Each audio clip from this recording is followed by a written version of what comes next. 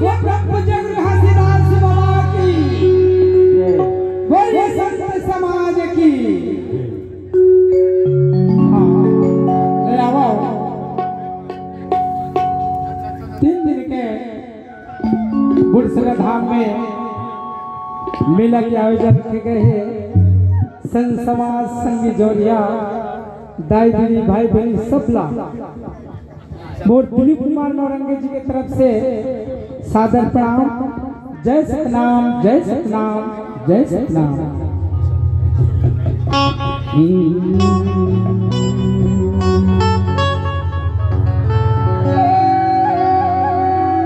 गुरु चरण के छैहा पावो,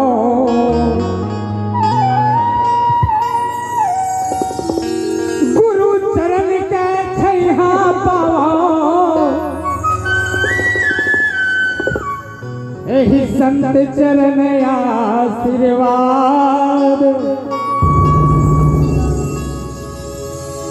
साधु महात्मा के भक्ति पाओ, पाओ सत्य नाम के प्रसाद, पाओ सत्य नाम के प्रसाद बाबा, पाओ सत्य नाम के प्रसाद गुरु जी, पर चरण माथे नवाओ। यही संत समाज के आशीर्वाद से बाबा के गुण गाओ। बाबा की पाँव पलट जोड़ा थाम के,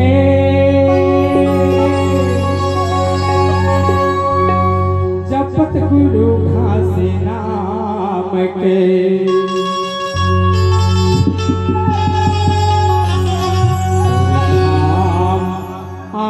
बाबा